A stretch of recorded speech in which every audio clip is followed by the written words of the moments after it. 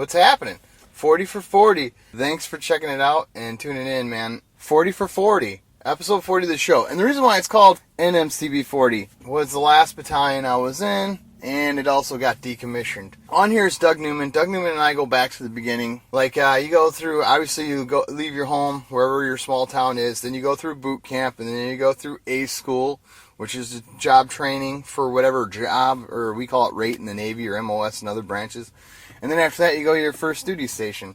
I'll go to boot camp. We both went to Great Lakes at the same time, and didn't run into each other there. A little bit later, I run into him in Gulfport, Mississippi, and we both were Steelworker A School together, and then we go to California together, just in different commands. I go to NMCB 5, Naval Mobile Construction Battalion 5. He goes to NMCB 3, and back then, 5 went to Okinawa and Puerto Rico, 3 went to Spain and Guam. So when we deployed, we went to different places, and from each one of those respective places, Puerto Rico and Okinawa, for example, they all had little different DETs and satellites details that are all over the world from that spot geographically located closer to it. And I know it's a long, boring ass thing, so I don't even fucking get into it. But I'm going to say it was really cool sitting down with Doug and talking about primarily one of the deployments we had. Obviously, when you're done with the war, you don't need as many people serving, and you don't need as many units. So at one point, the Seabees, when I came in, there was 8 mobile battalions, and then they increased, because we were fighting global war on terror, to 9, and then after that, it went from 9. It's going to go down to 6. It'll be 6 by the end of this year. And the reason why 40 and 7 went away were, I know a lot of people think it's because they had bad reps, whatever, and I know Doug kind of touched on that a little bit, but realistically what happened was it was a perfect time because of rotations. They just got back from a deployment, and then that way it gave them time frame for everybody to get orders. Orders are basically like, if you're a relief pitcher, a veteran relief pitcher, and you're playing for the Yankees and they don't need you next year, well, you got to start looking for other teams that need a veteran relief pitcher. So maybe the Indians need one, the Tigers need one, and Kansas City needs one. So then you put in a bid for each one of those. And then if one of those teams wants to pick you up, so next thing you know, you're in Kansas City. And that's kind of like the same way it is when you're picking orders in the Navy or military. Your time's up, you just got to go somewhere else. And unfortunately, 40's time was up. So instead of the individual's time being up, the whole fucking command was up. Sad to say, because I had a lot of fun in 40. There's just a lot of things that happen. And I think no matter where you go, you're always going to find bad. And you're always going to find good. And the old adage for us in the military is that the best duty station that you've ever been to is one in between. Because you have all that anticipation built up for the next place, and you just feel like I completed something, like years of your life, because you're checking out of one and you're going to the other, and you're kind of free because you take 30 days off in between the two, As silly as that might sound, it makes a lot of sense to other people. Before we start this show, I do want to say some thanks real quick to Virginia Beach Funny Bone. I always have fun there. I fucking love that place, both being on the stage and I love the staff. If you go there, and if I'm ever there, usually I can get you on my guest list. I really appreciate you all coming and watching. Staff there is fucking awesome, so make sure you tip those guys. They really work hard for what they do, and they're really good people, and it goes a long way. Also, Time Out Sports Bar and Grill, The Depot Pizza and Tavern, Roop's Comics, and if you're on your way in between Toledo and Cedar Point, stop. It's in Fremont, Ohio. Get some fucking grub. It's a good place.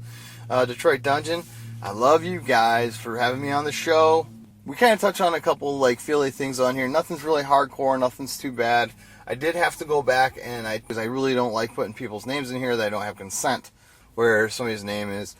That way I'm not using somebody's name that I'm not really consented. I probably could, but I don't think they're listening anyway. But, I just, I don't want to fucking put it out there. Much love, many thanks.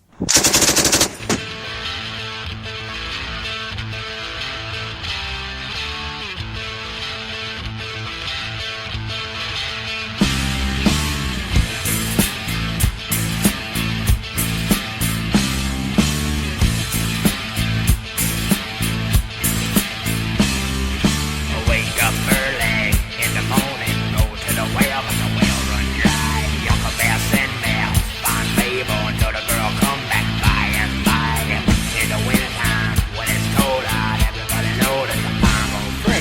followers, leaders, and true believers. I'm here with Doug Newman. Doug Newman, and I go back to probably almost day one of our fucking Navy careers. Damn near. This is episode 40 of the Josh Ho's radio show, and Doug Newman and I were in this mobile battalion called Naval Mobile Construction Battalion 40. So episode 40 is 40 for 40. Hoorah. And goddamn, that was a clusterfuck at one time. It was like one of the most fun and one of the worst places I've ever been. Yeah, definitely.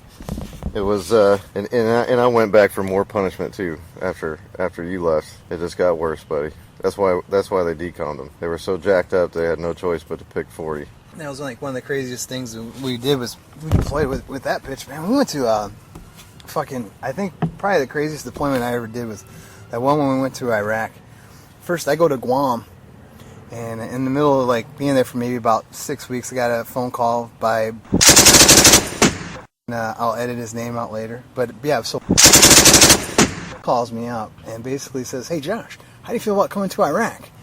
And I said, "Do you really give a shit about how I feel?" Do you care? He says, "No." Do you care? So then I land in Fallujah, and some of your boys actually picked me up. Oh man, that was a long flight from Iraq to Philippines to Kuwait, Kuwait to Iraq, and then some of your boys picked me up in Fallujah, and that was kind of fun from there on out. It was fixing holes in the roads and running a fucking steel shop. Crater crew. You did convoy security teams, man. What was the kind of a day to day during convoy security, man? Well, there was no day. We slept all day. Yeah. It was nighttime every night.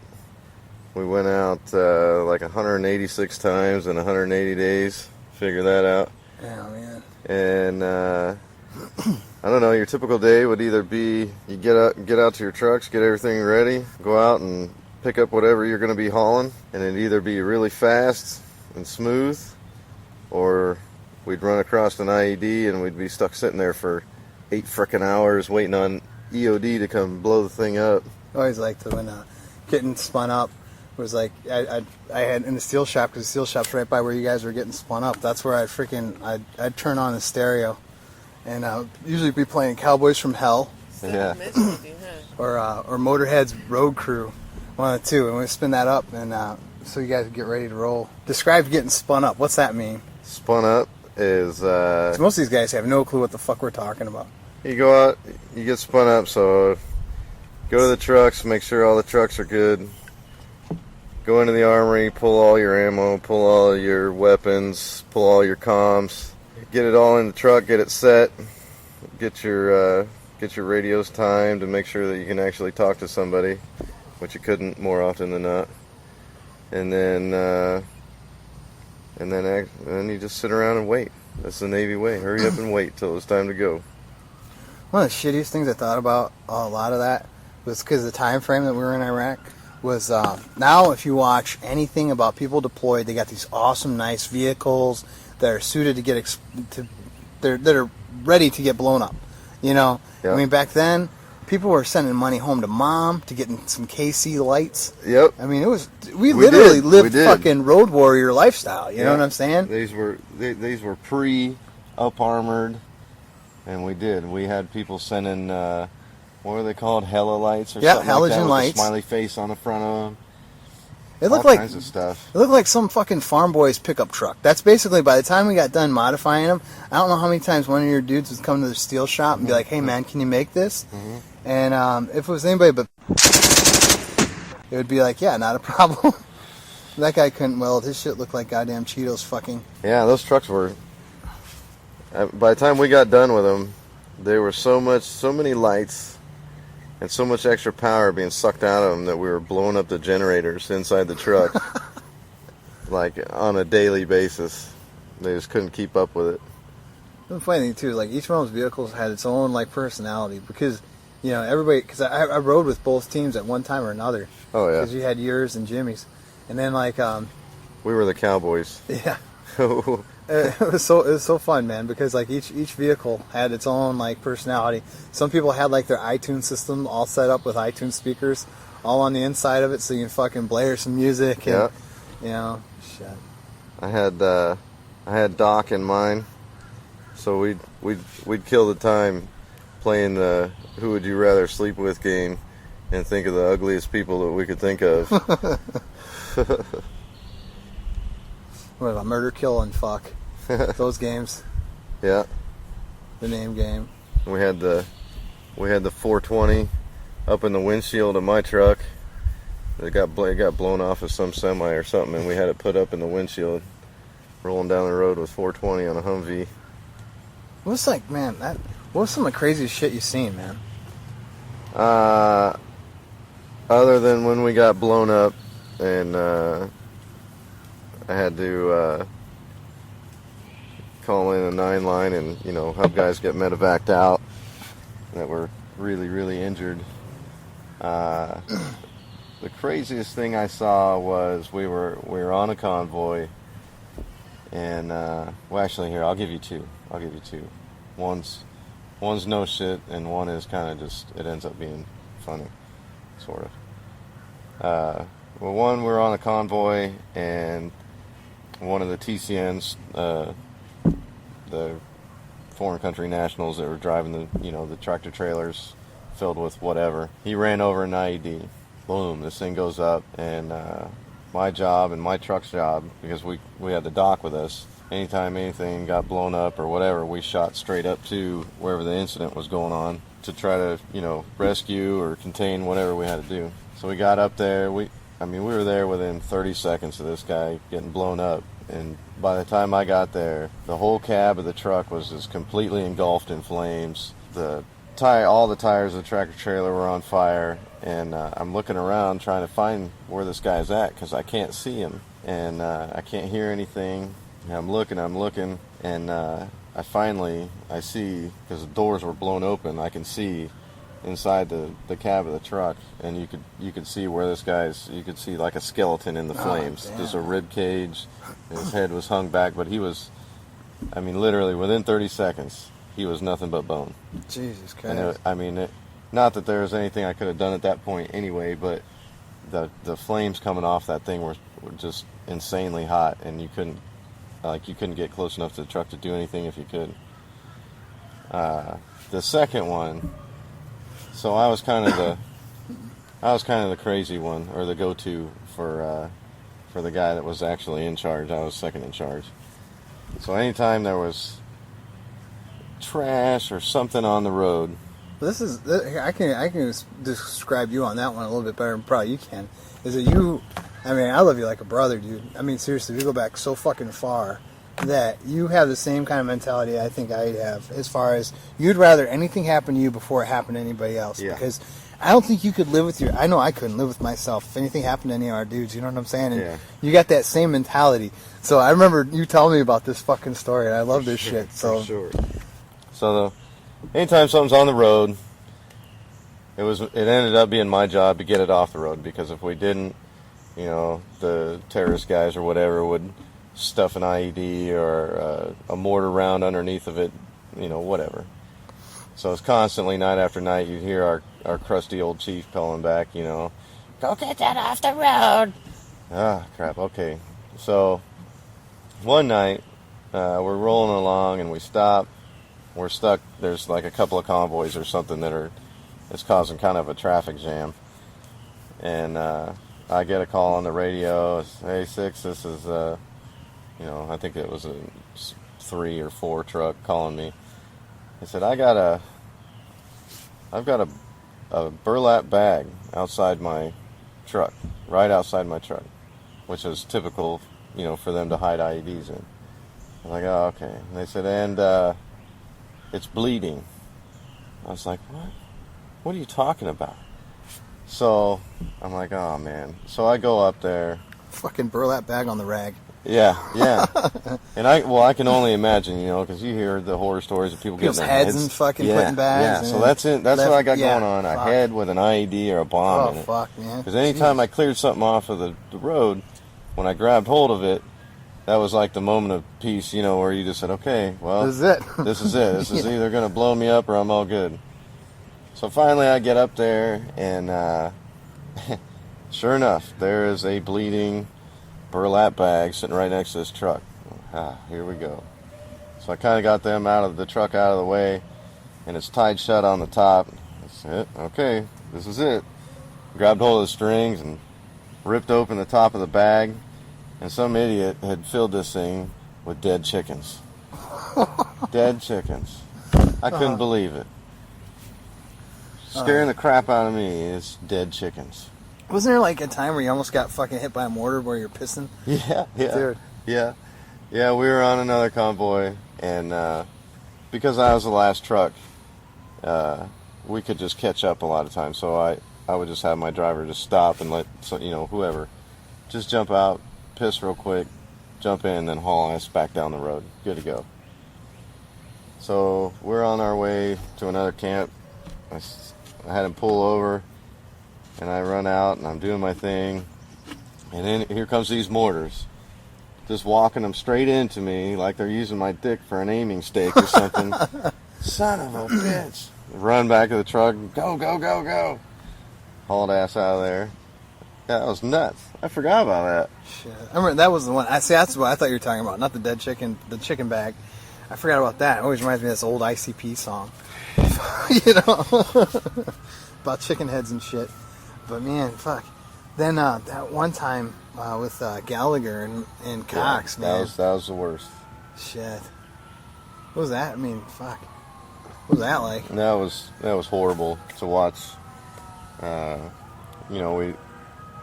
There was a project going on, so we were out there kind of posting security all around it. And they were getting set in their spot, and they ran over like a cloth hose, which inside of it had two metal contacts that activated the bomb.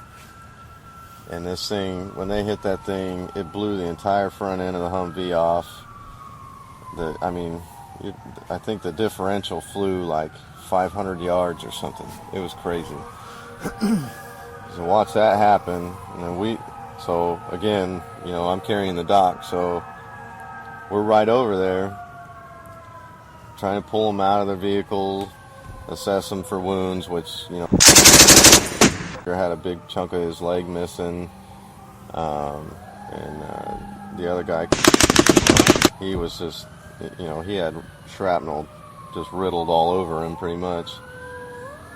We got them assessed. We decided we were close enough to camp to do a ground medevac, which when you're actually calling those in, it's a moment of panic to actually remember your training and get it right. Yeah. Oh yeah, man. Calling in what's coming. So we got them assessed, we got them stable, got them loaded up, and then we get ready to leave, and we realize, okay, we're still in the middle of this big dirt field, kind of, where they hit, and we got to get out of it, not knowing what else is in there. So I had to get up in front of the truck and walk it in front of him the whole way, staring at the ground, Both sides, just pointing on either side of me where I wanted his tires to go, just waiting to step on something myself.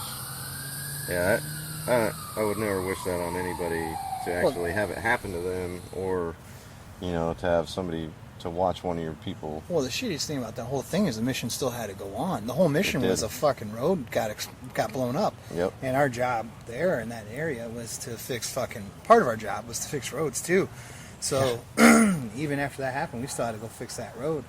And I talked to Gallagher after that, and one of my favorite bits, I don't do it much anymore, but I did for a little bit from it. I'll probably bring it back some other day, was when we had a dude, and it was Gallagher, but it was like, we got a guy. He hit an ID. And Doc comes up to him and says, "You all right?" And he looks at he's like, "Man, how he's going to fucking say he's all right?" You know what I'm saying? He just got blown up. Yeah. But when he finally came to, he just sat up like the girl from Pulp Fiction and said, "How's my face?" Yeah. I remember I told him, once we got back on the road and we were medevacing him back, we're trying to calm him down a little bit, and I said, "Don't worry about it, man. Your dick's still there." Yeah, I was like, "Dude, you're gonna get a lot of pussy with that Purple Heart, bro. You're gonna be fine." Because when he was in Fallujah Surgical or whatever the fuck that was, man. Yeah, that's what I was telling him, man. Oh, dude, that Purple Heart's gonna get you a lot of pussy, man. And I think that was before Writing Crashers came out too. Yeah, that was terrible, man. He was a good guy. Yeah, he's back in Ohio. I seen him. I did this comedy show in Fremont, Ohio, 2 Februaries ago, and he came out, which was really cool. It was a Joke Slingers comedy tour, went with me there, and it was really fucking good. Hey, he was like front row and everything. It was awesome to see him, and that was awesome. And then, like, one of my other things too was that fixing mobile. That was a motherfucker. Now, all right, so I'm sitting here, I'm smoking a cigarette. Back then I used to smoke like 3 packs a day. I haven't had a cigarette in 5 years now. But Yeah, I'm sure I'm not helping. Oh no, dude, it's fine.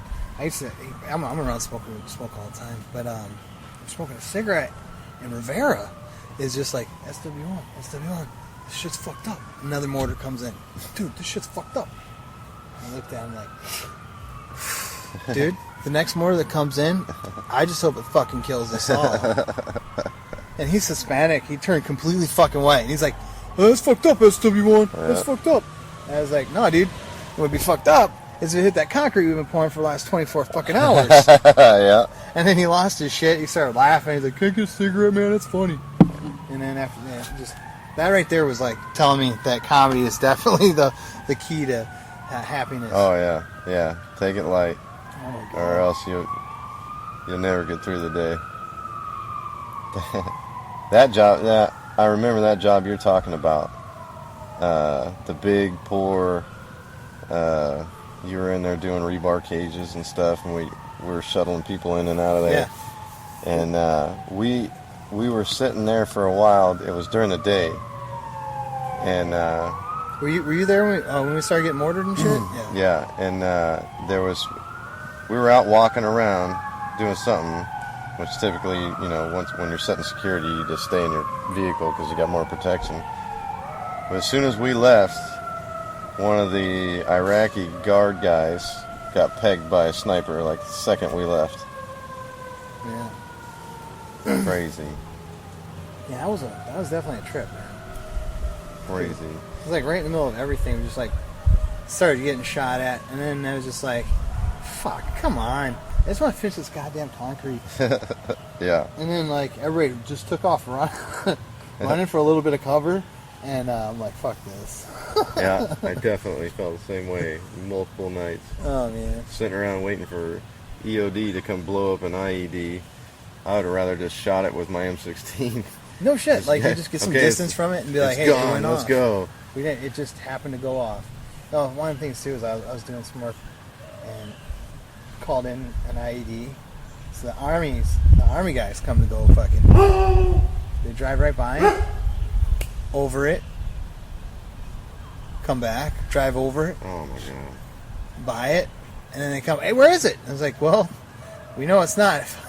We know it's not going to explode. Yeah. How do you know? Did you fuck with it? No, we didn't fuck with it. You just ran over it. Drove over it 100 times.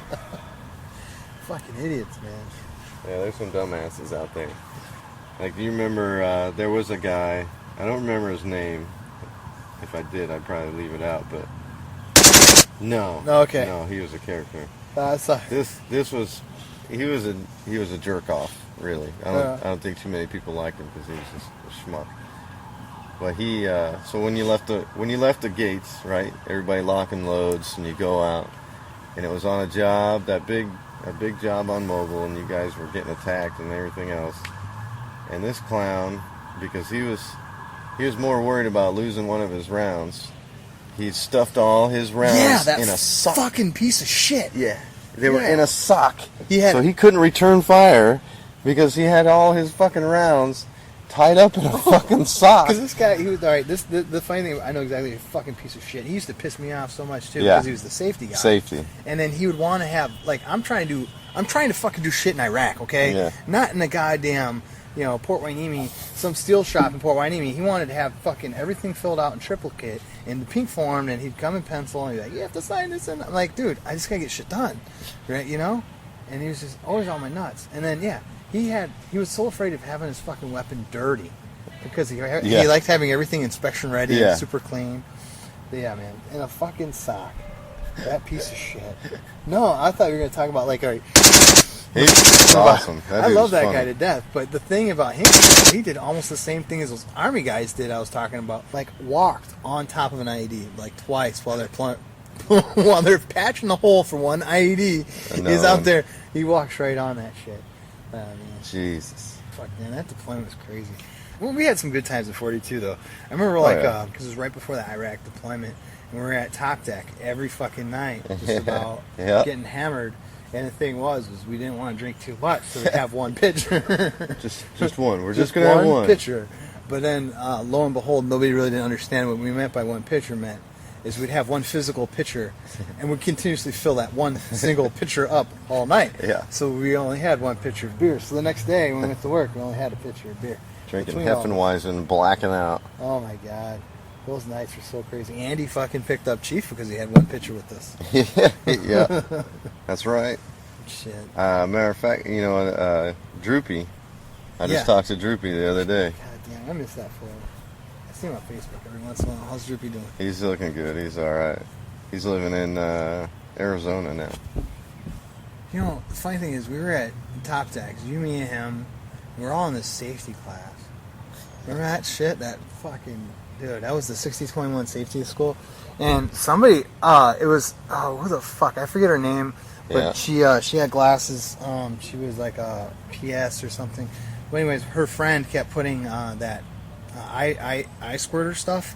You know what I'm talking about? Visine. Oh, like Visine? I found out she was squirting Visine in our drinks. So remember the next day when all of us had horrible gas and we were killing each other? And it was because somebody put Visine in our drinks, man. What? And but the thing is, I remember that. The only reason I remember this is because that day, Droopy and I were talking about how long we've had in. And he's like, I think he was at 13. And I was at 10. And then like 2 days later, fucking urinalysis comes back and they fucking son of a bitch. Man, I was so bummed when he popped on that shit. Yeah, it sucked. It's like one of the coolest dudes ever, man. Yeah, he's doing all right. Fuck yeah. He's working. I think he's on like pipe fitters union or something. I know he's welding for somebody right now. I know he went to Troy. He did that whole part. Oh, no, it's not pipe fitters. He's welding the border. Really? Yeah, down in the Arizona-Mexico border. There's an old Ari Shaffir joke. It's Ari Shaffir's a comic. He says, the governor says that we need to build a fence to keep Mexicans out of the United States. So I raised my hand and I said, well, who's going to build the fence then? Man, any other crazy shit from NMCB 40? What happened? How did it disband? That's one thing. Like, how did that happen? When they just give orders to everybody and they went places? Or? It was a nightmare. It was a total nightmare. So we were in Homeport, and they let us know, hey, we're decommissioning. You know, it was just NMCB pick a number. It was one on the West Coast and one on the East Coast, and but we still had to finish the Homeport, go through the deployment, and then we decommed as soon as we got back. So you got all these kids. We don't know where they're going, if they're staying in, if they're going to get kicked out. And they got slave drove through. It was crazy. Breaking these kids' backs, working. It's at the end of the day, did it feel like for nothing? Or did they actually get some good orders out of it? Or some did, some didn't. It depended. Our RNC at the time, I give him props because he worked his ass off to get everybody in that, you're talking like 500-600 people to get orders. And then, some got shifted over to battalion, went from our battalion to another battalion. Hey, you. What's up? High five. It's okay. You want to say hi? Say hi. Who? Just say hi to the air. Just say hi. Say hi. Don't touch. It's cool. I can always edit anything out. That's fine. This is a I'll product. probably end up keeping her in there anyway because it's kind of cute. This is my product of PTSD. Yeah, that's a product of 40. Your child is actually a product of 40. Sonia should be on here too then. Shit. Yeah. She doesn't remember. She's smarter than us. She got out of the military. Oh man. She doesn't even like hearing. She doesn't like talking shop or nothing anymore. Hey Sonia. Sonia. Hey Sonia, you want to talk about 40 at all? Oh shit. So you're saying that your NC, that's our NC too, man. I gotta give ours props. She is fucking kicking ass. ass. Yeah. Because like our battalion's going from active to reserve. Yeah. And then there's like 400 people right now that are getting orders, and they got to go different places. Yep. So, hey, do you want to talk about 40 at all, Sonia? No. I got a good memory of you in 40 when we were doing Chicago Bridge, like this bridge the Chicago Bridge is this fucking big ass bridge outside Fallujah that got blown up. And we're out there, we brought all the rebar and all that other stuff. We had to redo this whole bridge. And Sonia, Doug's wife, was out there like this, fucking like nobody could lift this rebar. You like out of your rage, you were taking this rebar and like literally like it was a bed sheet. Just fucking, I mean, this is a mat that was tied, and you're like flinging it like it's a bed sheet on a bed. I can't wait till I get out of this bullshit. I'm gonna get me a real job. I'm gonna wear a dress to work. I'm gonna be a girl again. I don't want. You remember that? Yeah. Okay. Just want to make sure I wasn't denying it. What? Hey, get off the ground. You just got out of the back. Come on, dude. Yeah, this show is 40 for 40, man. At least give me some sort of memory you had while you were in there. What? You want me to give him one? Yeah. This party that we had over at the Newman house. Yeah. Newman O'Toole's house? Yeah. Yeah. No, we shouldn't go into... Hey, statute of limitations is up. We can talk about that. Sure. I don't know. I'm still in. Yeah, well, So what are you talking about? I won't talk about DesX or sneaking off to an empty Quonset hut or Iraq, a covered picnic table. Cargo covered. I remember, I was like, dude, just don't... I don't remember exactly what I said. I probably said, just don't come on my cot or something like that. Because like because I used to live in a Conex box. Yeah, you lived over there in the steel shop. Yeah, man. So anytime, because what happened was we always have Marines that hit IEDs, so they'd come in and they'd limp their vehicle in, and whatever it was, I'd patch it up real quick and I'd send them on their way. I never turned anybody away. I might tell somebody to come back in a couple hours. So I just said fuck it, and because everybody kept looking for me, so I just moved right into the steel shop. And then there was times where I was just like, why don't you guys just go hang out over my shop? And I just leave. You guys go over there. Whatever. Mommy. This is cool. Everybody made a big deal out of the donkey DRCK. Mommy. Hey, Cloud. I want the water, Well, please. go turn Donkey it on dick. and do it. Everybody make a big deal about the donkey dick. What donkey dick? What happened? I was up on the wall and I was dunking the donkey dick down between my legs. What? Everybody was cracking up because you had to put it down in the wall. Oh, you're talking about the concrete vibrator. The vibrator. I was thinking about For those of like you a that fuel. don't know what she's talking about. Yeah. So there's a big vibrator that you had in between her They legs. were cracking laughing. But for concrete, not for what you're thinking of. Yeah, even the officers were out there laughing. They were out, like I was just lying with the chiefs and the officers standing up on the hill watching me fucking ram that thing down in there. They're like, put it down there deeper.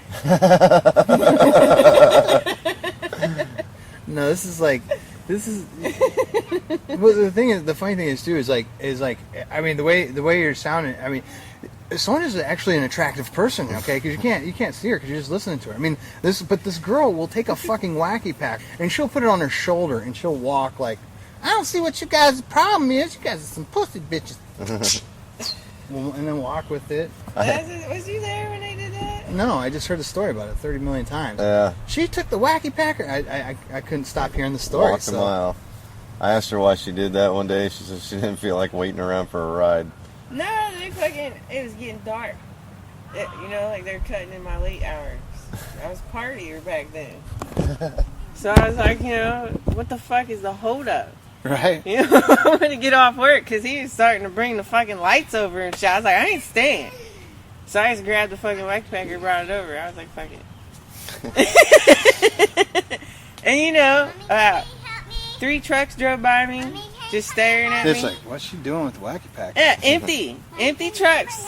They're just driving it to go get some fucking snacks. But here I am walking with this fucking 150-pound wacky packer on my back. Back.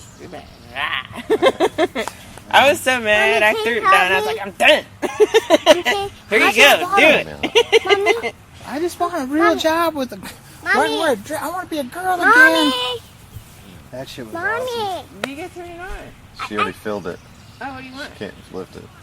Oh, you filled it all the way up. Sonia's right.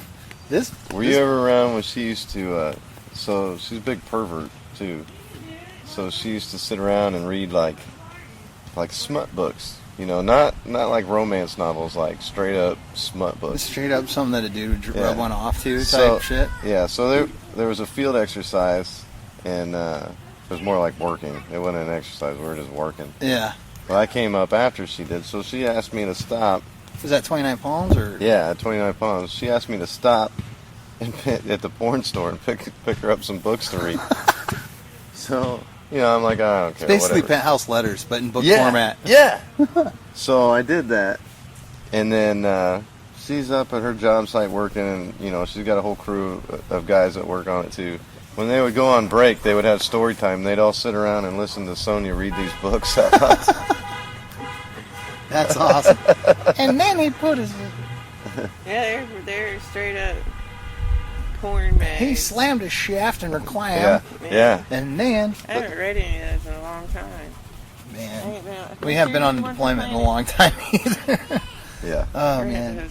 God damn, it's good to see you. This podcast was brought to you by Doug Newman's Backyard. There you go.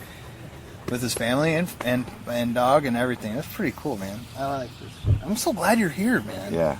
You know, I mean, when I see you and I saw Jimmy or anybody, because we were like, all right, here's another picture to paint for the fuckers that are listening to this. God damn, I love you guys for tuning in and checking it out.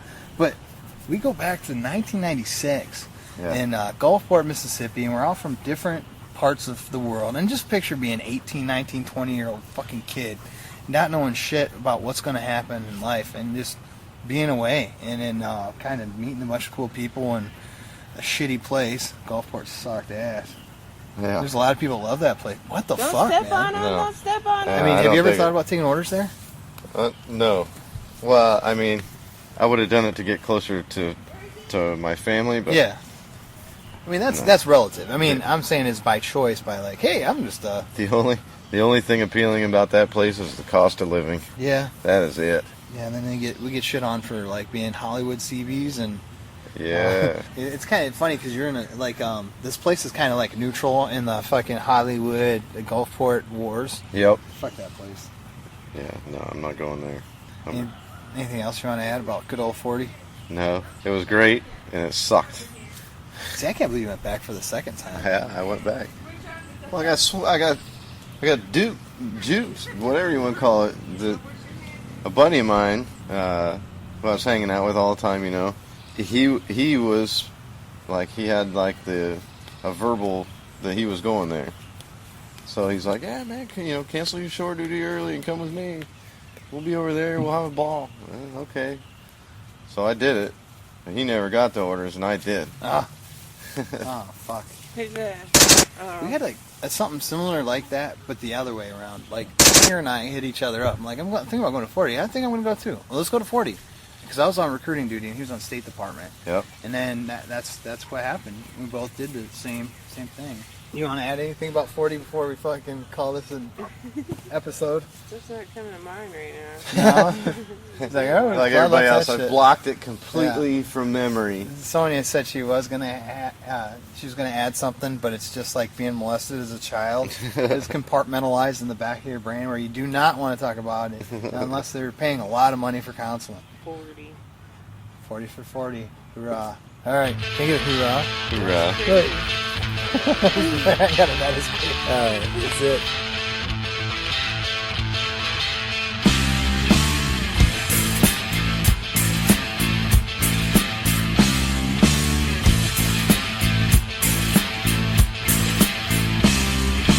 Wake up early in the morning, go to the well, but the well run dry. Young bear send mail, find label until the girl come back by and by. In the wintertime, when it's cold out, everybody know that the palm will freeze. Locked in a cabin, cold jug of whiskey, waking up the dead, you know, woe is me.